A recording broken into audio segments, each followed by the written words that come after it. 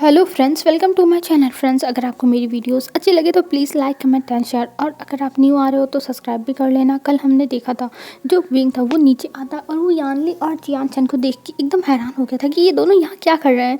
तो चलिए हम आगे देखते हैं। और विंग वहाँ जाता है और कहता है, अरे आप दोनों यहाँ क्या कर रहे हो? आप लोग यहाँ पे। तब जो यानली थी वो कहती है, हाँ विंग, हमें वांग जी ने यहाँ पे बुलाया है। और ये कह के वो देखती है विंग को। तभी वांग जी वहाँ पे आता है और कहता है, हाँ विंग, मैंने बुलाया है क्योंकि तुम कह रहे थे ना तुम्हें अपने भाई बहन से मिलना था, इसलिए मैंने बुला लिया। और तुम्हारे हुक्म मैं कैसे टाल सकता हूँ, तो इसलिए बस देखो, मैंने तुम्हारे लिए ये सरप्राइज़ प्रिपेयर किया था। तब विंग खुश हो जाता है और वो वांग जी को गले लगा लेता है। वो वांग जी को गले लगा के कहता है, थैंक यू हस्बैंड, मुझे बहुत याद आ रही थी, तब कि मुझे अपनी फैमिली मेम्बर्स की बहुत याद आती। और ये सब सुन के यानली और जो जियान चंद थे वो लोग शर्म से अपना सर नीचे कर लिए थे, क्योंकि आखिर में जब मैडम यू टॉर्चर करती थी विंग को तो वहीं पे यानली और जियान चंद भी रहते थे, लेकिन उन्हें कोई फ़र्क नहीं पड़ता था।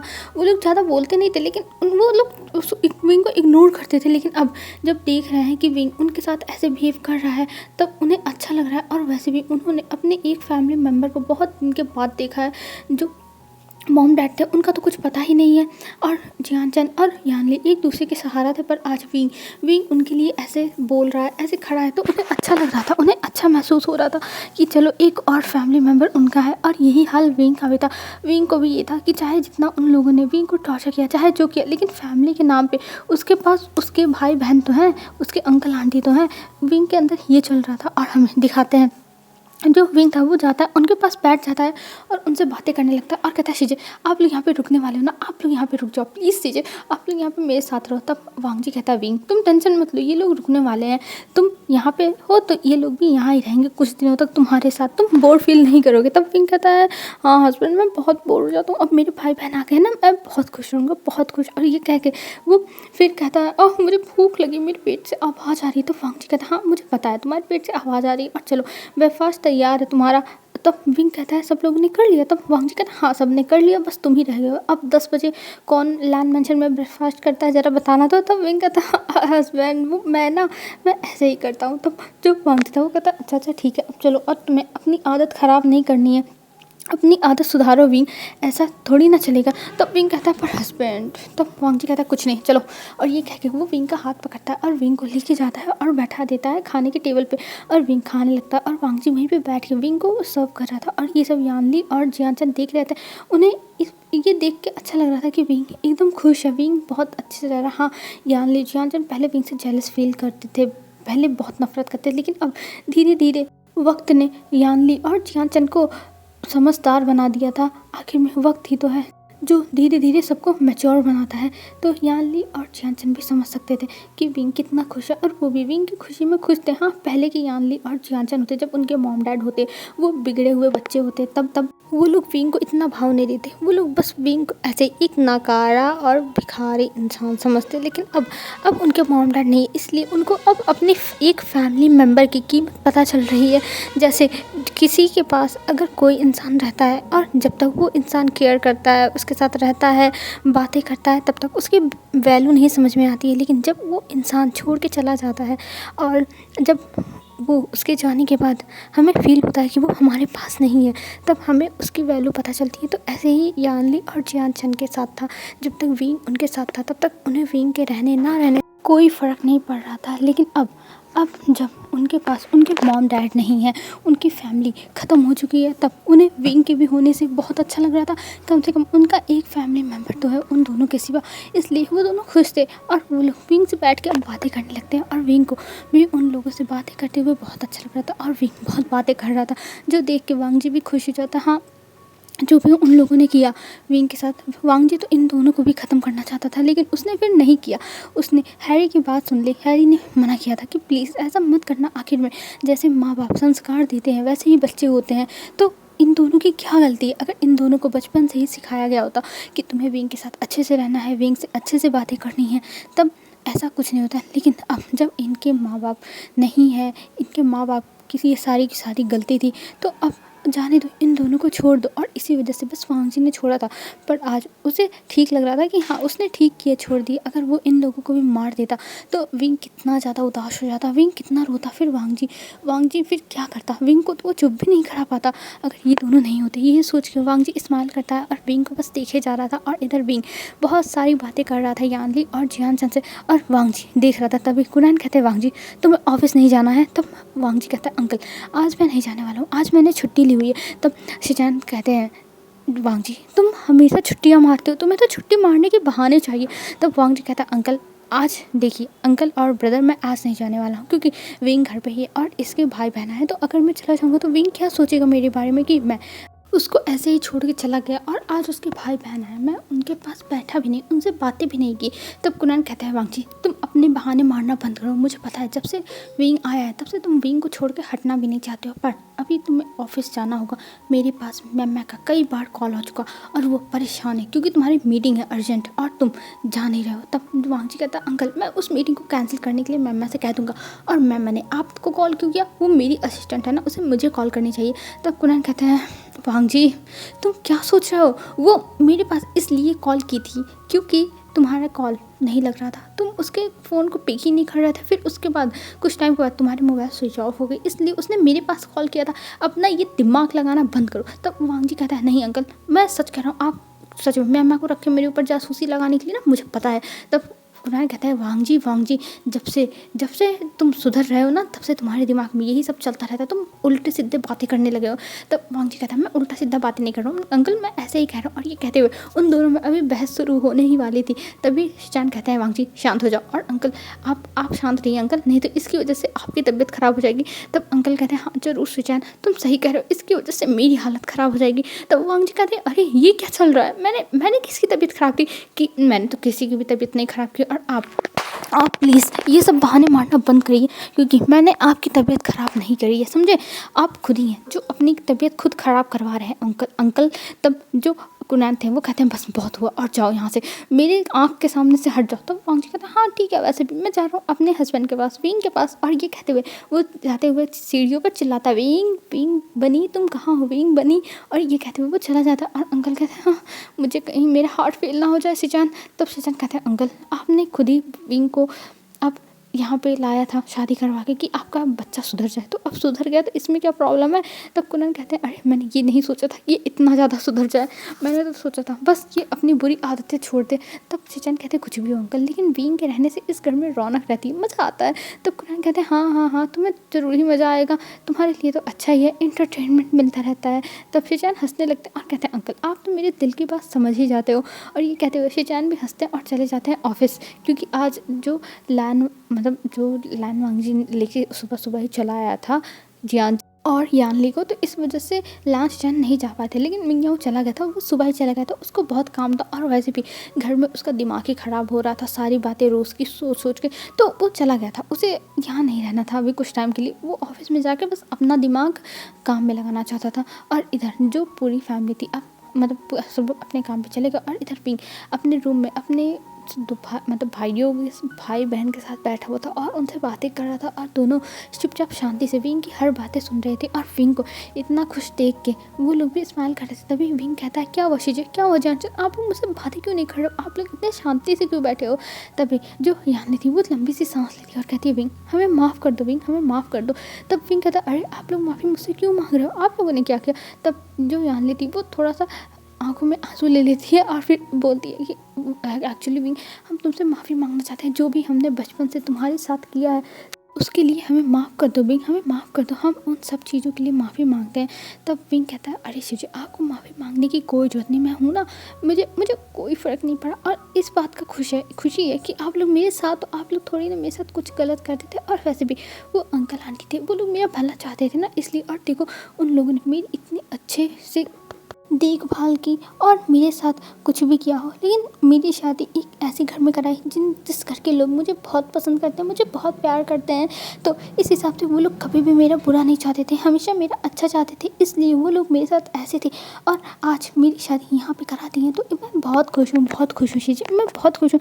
आपको इन सब चीज़ों के लिए टेंशन लेने की ज़रूरत नहीं है। और ये कहते हुए वांगची मतलब विंग जो था वो यानली के आंखों के आंसुओं को पोंछने लगता है, और यानली भी अपने आप को शांत कर रही थी और कहती हाँ विंग मैं समझ सकती हूँ, विंग मैं समझ सकती हूँ।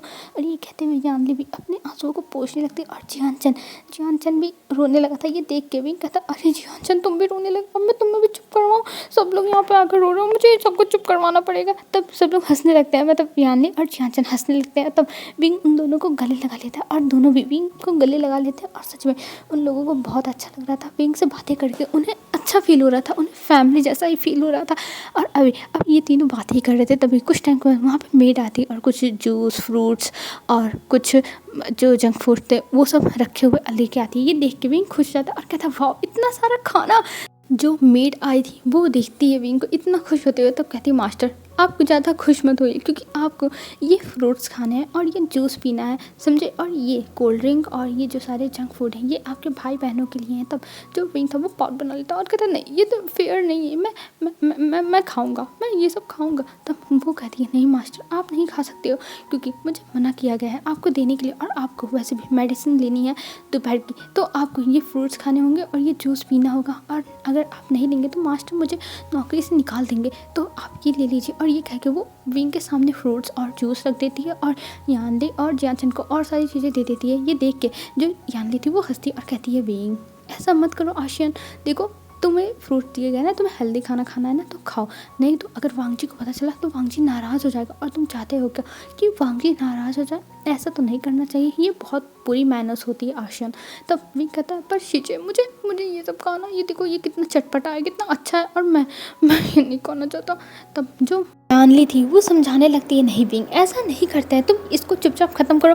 जब वांगजी कह के गया है कि तुम्हें फ्रूट्स खाने हैं तो तुम ऐसे बिहेव क्यों कर रहे हो, ये अच्छी बात नहीं है। तो विंग कहता है पर शिचे आप समझने की कोशिश करो ना, मुझे ये नहीं खाना, ये कितना ज़्यादा बेकार है, कितना ज़्यादा बेकार है, मुझे नहीं खाना, मुझे देख के मैं नहीं खा सकता। तब यानली कहती है विंग चुपचाप खाओ इसे, नहीं तो मैं वांगजी को कॉल करके बता दूंगी और सब कुछ बताऊंगी, जो तुम यहाँ पे कर रहे हो ना सब बता दूंगी कि तुम इतना ज़्यादा नाटक कर रहे हो और तुम मेडिसिन के नाम पर बस रोए जा रहे हो। तब जो विंग था वो अपने आंसुओं को पोंछता है, क्योंकि विंग के दोनों आंखों से मोटे मोटे आंसू गिरने लगे थे, ज़्यादा नहीं बस थोड़े थोड़े। तब विंग उन्हें क्लीन करता है, फिर उसके बाद वो कहता है ठीक है मैं खा लूँगा, और ये कह के वो सबसे पहले ग्रेप्स उठाता है और उसको मुंह में डालता है, और इतने बेदर्दी तरीके से खा रहा था, मतलब बेदर्दी का मतलब कि जब विंग खा रहा था तब उसके मुंह पे वो कष्ट दिख रहा था कि विंग को कितना ज़्यादा कष्ट हो रहा है, ये खाने में विंग की मौत आ रही है, ऐसा बिहेव कर रहा था विंग। और ये देख के यानली को बहुत ज़्यादा ही तरस आ रहा था कि बेचारा विंग, उसे ये सब नहीं पसंद है लेकिन खाना पड़ा, लेकिन वो लोग हेल्थ से ऐसे थोड़ी ना समझौता कर सकते हैं, हेल्थ ख़राब हो और कुछ भी खिला दो, नहीं कर सकते। और अगर वांगजी को पता चला तब तो वांगजी और भी गुस्सा करेगा विंग के ऊपर ही और सबके ऊपर ही, तो इसीलिए यानली तो ये सब कर नहीं सकती, तो इसीलिए वो चुपचाप विंग को मना रही थी विंग खा लो, देखो तुम इमेजिन करो कि तुम्हारे सामने चटपटा खाना और इसको खाओ। तो पिंक कहता है शीजे इमेजिन करने से क्या होगा, इमेजिन करने से ये चटपटा थोड़ी ना हो जाएगा। तब यानी कह रही हाँ आशियन मैं समझ रही हूँ, देखो इसे चुपचाप खाओ जो भी तुम्हें मिला हुआ है, और अगर तुम नहीं खाओगे तो तुम्हें पता है ना कि वांगजी नाराज़ हो जाएगा, क्या तुम वांगजी को नाराज़ करना चाहते हो। तो पिंक कहता है पर शीजे, तब जो यानली थी वो कहती है विंग मैंने कहा ना ऐसा मत करो, वांगजी नाराज़ हो जाएगा, फिर तुम क्या करोगे अगर वांगजी नाराज़ हो गया तो। तब विंग मुंह बनाता और कहता ठीक है मैं खा लूँगा, और ये कह के वो ग्रेप्स खाता है और ऑरेंजेस थे उन्हें खाता है, और उसमें एप्पल भी थे वो भी खाता है, और विंग चुपचाप खाया जा रहा था। और इधर यानली और जियानचन जो चटपटे खाने थे उन्हें थोड़ा साइड कर दिए थे, क्योंकि वो विंग के सामने नहीं खाना चाहते थे। विंग फ्रूट्स खा रहा है, वो ये खाएंगे तो विंग को बुरा लगेगा कि उसे नहीं मिला, तो इसलिए वो लोग नहीं खा रहे थे, वो लोग बस चुपचाप विंग को खिला रहे थे कि विंग अच्छे से खाओ तुम। और जब विंग खा लेता है तब उसकी मेडिसिन पूछी जाती है, तब विंग कहता नहीं मैं अब मेडिसिन नहीं खाऊंगा, ये फ्रूट्स दवाई से कम थे क्या जो मैं अब मेडिसिन भी खाऊँ, मैं नहीं खाने वाला हूँ, मैं ये खा लिया ना बस बहुत है। तब यानली कहती है, विंग अगर तुम नहीं खाओगे तो वांग जी को तो पता चल ही जाएगा, और अगर वांग जी को पता चल गया तो तुम जानते हो तुम्हारे साथ क्या हो सकता है, तो तुम देख लो अपना। तब जो विंग था वो कहता है, सीधे यार ऐसा मत करो। तब यानली कहती है, विंग मैं इसमें कुछ नहीं कर सकती हूँ, और वैसे भी आज तक तो तुम दवाइयाँ खा ही रहते ना, तो चुपचाप अपनी दवाइयाँ खाओ। और ये कह के वो दवाई पूछने लगती है कहाँ पर है। तब विंग इशारा कर देता है कि ड्रॉअर में रखा हुआ है, जो बेड के बगल में थी टेबल, उस पर, उसके ड्रॉअर में। तब वहाँ पे यानली जाती है और वहाँ से विंग की सारी मेडिसिन निकालती है और विंग से पूछती है कौन सा कब खाया जाता है, पर विंग बता नहीं रहा था। तब यानली देखती है सब पे सब लिखा हुआ है कि कौन सा दवा कब खाना है, तो ये देख के यानली कहती है हाँ ठीक है मत बताओ, इस पे सब कुछ लिखा हुआ है कौन सा दवा कब खाना है। तब ये देखते हुए यानली सारी दवाइयों को निकालती है बाहर, और फिर जैसे जैसे जो खाना था उसको पहले इकट्ठा कर लेती है निकाल के एक प्लेट में, फिर उसके बाद विंग के पास लाती है और कहती है, विंग इसको खा के पानी पियो। तब विंग कहता शिजे। तब यानली कहती है, विंग मैंने कहा ना चुपचाप इसको खाओ और पानी पियो। तब जो विंग था वो कहता है ठीक है मैं खा लूँगा, मैं खा लेता हूँ। और ये कह के फिर वो खाता है, और खाने के बाद वो पानी पीता, मतलब जैसे जैसे टैबलेट्स अपने खा रहा था वैसे वैसे पानी पी रहा था, उसे घोट निकली। और फिर खाने के बाद वो कहता है मुझे कुछ मीठा चाहिए, उस बॉक्स में मेरी चॉकलेट रखी हुई है उसको लिया। तब यानली जाती है जल्दी से चॉकलेट ला के देती है। तब विंग चॉकलेट खाता और तब उसे आराम मिलता है और वो बेड पर गिर जाता है और कहता हाँ अब सुकून मिला चॉकलेट खाने के बाद। ये दवाई कितनी कड़वी है, मुझे ये बिल्कुल पसंद नहीं, मुझे नहीं पसंद। तब यानली कहती है, विंग दवाइयाँ कड़वी हैं लेकिन तुम्हें खाना तो पड़ेगा ही ना, ऐसे थोड़ी ना तुम ठीक हो जाओगे। और वांग जी जानता है कि तुम्हें ये सब खाने से दिक्कत होती है, लेकिन वो तुम्हारी हेल्थ से कोई भी कॉम्प्रोमाइज़ नहीं करना चाहता होगा, इसलिए तुम्हें खिला रहा है, नहीं तो वो तुम्हें पहले ही मना कर चुका होता, समझे। तब विंग कहता हाँ ये तो बात सही है, वो मुझसे बहुत प्यार करते हैं, बहुत प्यार। और ये कहते हुए विंग स्माइल कर रहा था, और जियान कहता हाँ चलो अच्छी बात है कि तुम खा लिए हो। और ये कह के वो वहाँ से उठता है और कहता है चलिए शीजिए अब हमें बाहर चलना चाहिए, वैसे भी सब लोग कहेंगे कि हम जब से आए तब से इसी रूम में बैठे हुए हैं। तब विंग कहता नहीं तुम लोग यहीं रहो, अभी वांग जी भी नहीं है, मैं बोर हो जाऊंगा अकेला, और मुझे कमरे में रहना ज़्यादा पसंद है, तो आप लोग यहीं रहो। और ये कह के विंग उन्हें बैठा लेता और उनसे बातें करने लगता है। और इधर हमें दिखाते वांग जी अभी पहुँचा हुआ था अपने ऑफिस में, और वो काम कर रहा था, वहाँ पर मैम भी थी, और तभी बाहर से बहुत ज़्यादा शोर आने लगता है। और जो शोर सुनने के बाद वांग जी सोचता है अब मेरे ऑफिस में इतनी अशांति कौन फैला रहा है। तब वो मैम कुछ कहता है जाके देखने के लिए। तब मैम जाती है और देखती है, तब वहाँ पे हैरी आया हुआ था, और हैरी चिल्ला रहा था कि उसे वांग जी से मिलना है। पर जो सिक्योरिटी थी वो इतना फेयर्स लुक देख के हैरी का, मतलब हैरी चिल्ला रहा था, जैसे लग रहा था कि वो मारपीट ही कर लेगा, तो वायलेंस टाइप में लग रहा था कि ये बस वायलेंस करने के लिए आया है। तब वो लोग पकड़े हुए थे, पर जब वहाँ पे मैम देखती है तब वो जाती है और वो सिचुएशन पूछती है। तब वो बताता है कि उसे वांग जी से मिलना चाहे जो उसे वांग जी से मिलना है। तब जो मैम थी वो कहती है ठीक है तुम यहाँ पे रुको, मैं सर से बात करके आती हूँ। और ये कह के वो अंदर जाती है और वांग जी से कहती है कि मिस्टर हैरी आपसे मिलने आए हैं। तब वांग जी कहता है ठीक है उसे अंदर भेज दो। और तब मैम जाके कहती है कि आपको अंदर बुलाया है बॉस ने। तब हैरी जाता और कहता है वांग जी तुम ये क्या कर रहे हो, तुमने यानली और जियान चैन को अपने घर पे क्यों बुलाया, मुझे बताओ तुमने क्यों बुलाया वांग जी। तब वांग जी कहता है हैरी तुम्हारे कहने का मतलब क्या, मैं उसे उन दोनों को बुला नहीं सकता हूँ। तब हैरी कहता है तुमने तो उनके मॉम डैड को तो मार दिया, ख़त्म कर दिया, तो अब उन लोगों को क्यों बुला रहे हो। तब वांग जी कहता है मेरी मर्जी, मेरी मर्जी, मैं जो मन करे वो बुलाऊँ, और वैसे भी मैं उन लोगों को कुछ करने वाला नहीं हूँ। तब हैरी कहता है वांग जी उन लोगों को कुछ करना भी मत, वैसे भी इन सब में उनकी कोई गलती नहीं थी, सारी गलती उनके माता पिता की थी, तो तुम उन दोनों को कुछ नहीं कर सकते हो, समझे, तो उनको प्लीज़ टॉर्चर मत करना। तब हैरी की बात सुन के वांग जी कहता है तुम हैरी मुझे समझते क्या हो, मैं उन लोगों को कुछ भी नहीं करने वाला हूँ, और वैसे भी वो लोग विंग के कजन्स, और विंग उन लोगों से बहुत प्यार करता है, तो मैं उन लोगों को वैसे भी कुछ भी नहीं करने वाला हूँ, तो तुम इसकी टेंशन मत लो हैरी। तब हैरी कहता है हाँ तुम्हारे लिए वांग जी यही सही होगा, तुम उन लोगों को कुछ भी हार्म मत करना, क्योंकि तुम जानते हो कि विंग उन लोगों से कितना प्यार करता है, और अगर उन लोगों को कुछ भी हुआ तो विंग बर्दाश्त नहीं कर पाएगा, विंग बिल्कुल भी बर्दाश्त कर ही नहीं पाएगा। तब वांग जी कहता है देखो हैरी मैं तुमसे ज़्यादा विंग की फ़िक्र करता हूँ। तब हैरी कहता है हाँ वो तो बात की बात है, वैसे भी विंग से मैं बहुत ज़्यादा लगाव मैं हूँ, समझे, और विंग से मुझे बहुत ज़्यादा ही प्यार है। तब वांग जी कहता है हैरी तुम अपनी जवान को संभाल के बात करो। तब हैरी कहता है वांग जी मेरी बात सुनो, और तुम जैसा प्यार करते हो वैसा प्यार नहीं, बस मुझे विंग से लगाव है, क्योंकि वो मेरे बचपन का दोस्त है, और एक बचपन के दोस्त से लगाव होना नॉर्मल है, समझे। और ये कह के वो वहाँ से जाने लगता है। तब वांग जी कहता है हैरी तुम अब यहाँ पे दिखाई मत देना। तब हैरी कहता है क्यों वांग जी, तुम्हें मुझसे जेलसी फील हो रही है कि मैंने विंग के साथ बचपन बिताया है। वांग जी तुम तो अब बड़े हो जाओ, तुम इतने बड़े लैंड कॉरपोरेशन के तुम CEO हो और तुम अभी भी ऐसे छोटे बच्चों की तरह जेलसी कर रहे हो, मुझे तो बिलीव नहीं हो रहा है वांग जी। तब वांग जी कहता है हैरी अपना दिमाग ठिकाने पे लगा के रखो, समझे। और ये कह के वो उसे वहाँ से भगा देते हैं। तो हैरी वहाँ से हंसते हुए चला जाता और जो ऑफिस के लोग थे वो लोग शॉक, ये हंस के जा रहा है, इन्हें तो लगा था कि वो मतलब मार पीट करेगा या फिर कुछ और बहस होगी, पुलिस आएगी, लेकिन कुछ भी नहीं हुआ, ये हंसते हुए जा रहा है। तब सब वहाँ पे अब नॉर्मल हो गया था। अब यहाँ से हमें सीन कट के दिखाया जाता है विंग और यानली का, जियान का। अब यानली जो थी वो बाहर निकलती और वो बाहर जो लैंड मेंशन था उसे घूम घूम के देखने लगती, क्योंकि लैंड मेंशन जियान मेंशन से कई गुना ज़्यादा बड़ा है। ये देख के यानली को समझ में आता कि ये लोग कितने ज़्यादा अमीर हैं। सच में ये लोग जियान फैमिली के बहुत ज़्यादा अमीर है। जियान फैमिली तो इनके आसपास भी नहीं भटक सकती है। लेकिन विंग बहुत ज़्यादा लकी था जिसकी शादी यहाँ पे हो गई। हाँ, उसके मॉम ने ये सोचा था कि विंग की शादी यहाँ होगी तो विंग तबाह हो जाएगा, विंग बर्बाद हो जाएगा, लेकिन यहाँ पे तो उल्टा हो गया, विंग आबाद हो गया। विंग को एक प्यार करने वाली फैमिली मिल गई, उसको सब कुछ मिल गया, विंग को हर खुशियाँ मिल गई। यही सोच रही थी यानली। और यानली घूमते घूमते पहुंच जाती है वांग जी के स्टडी रूम में जो नीचे ही बना हुआ था। और वहाँ पे जब अंदर जाती है तब अंदर वो देखने लगती है हर जगह पे। तभी उसे वहाँ पर जो थे वो कुछ फ़ोटोज़ दिखाई देते हैं और वो फ़ोटोज़ देख के वो उस तरफ चली जाती है और उन फ़ोटोज़ को देखने लगती है। पर तभी उसके हाथों से एक बॉक्स नीचे गिर जाता है।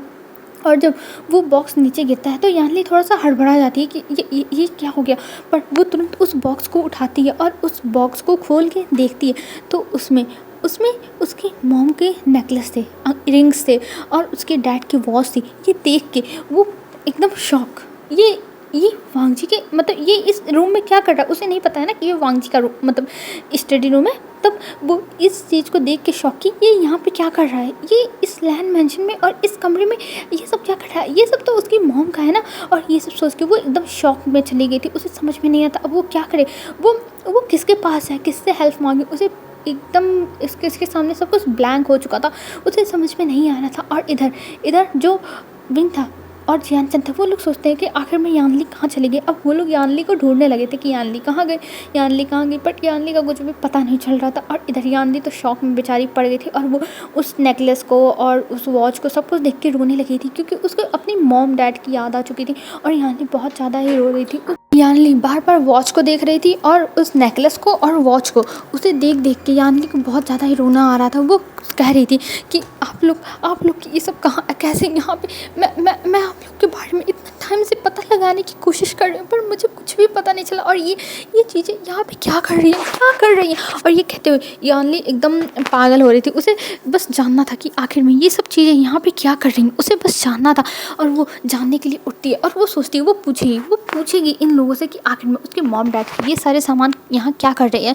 पर तभी वो उठती है और वो देखती है कि सामने जो टेबल है उस पर विंग की और वांग जी की फ़ोटो रखी हुई है। ये देख के वो सोचती है इसका मतलब ये रूम कि तो वांग जी का होगा, कि तो हाँ वांग जी का ही हो सकता है, क्योंकि यहाँ पे विंग और वांग जी की फ़ोटो रखी हुई है वो भी टेबल पे। और ना शिचैन ना कुरैन कोई भी वांग जी और विंग की फ़ोटो ऐसे थोड़ी ना टेबल पे रखेगा जिसमें जो विंग है वो वांग जी के चीक्स पे किस कर रहा है, ऐसी फ़ोटो थी। और वहाँ पे विंग की ढेर सारी फ़ोटोज़ थी जो रखी हुई थी एक ड्रॉर में, वो भी यानली ने देख लिया था क्योंकि वो चेक करने की कोशिश कर रही थी कि आखिर में यहाँ पे और क्या मिल सकता है। पर अब उसे पूछना होगा, उसे अब सीधा वांग जी से ही बात करनी होगी। कहीं इन सब के पीछे वांग जी का तो हाथ नहीं था। अब उसे पूरा का पूरा शक हो चुका था वांग जी के ऊपर कि हाँ इसके पीछे वांग जी का हाथ हो सकता है। वांग जी का हाथ क्यों नहीं हो सकता, वांग जी इतना पावरफुल इंसान है, इतना ज़्यादा शातिर है और वो उसकी क्रूरता जो इतना क्रूर है वो सबको पता है, पूरे चाइना को पता है। तो हो सकता है उसे तो यही कंफर्म हो गया था कि हाँ वांग जी हो सकता है। इसीलिए अब वो फैसला कर लेती कि वो पूछ के रहेगी और वो अपना अब आंसू को पोंछती है और वहाँ से निकल जाती है। और जैसे ही बाहर जाती है वैसे ही वहाँ पे विंग और जियानचन आ गए थे। और तभी विंग कहता है शिजे आप कहाँ चले गए थे, हम आपको ढूंढ रहे थे, आप कहाँ थे, हम पूरा घर चप्पा छान मार चुके। तब यानली कहती है विंग मैं खो गई थी इसीलिए मैं यहाँ पे ढूंढ रही थी कि मैं किधर से जाऊँ।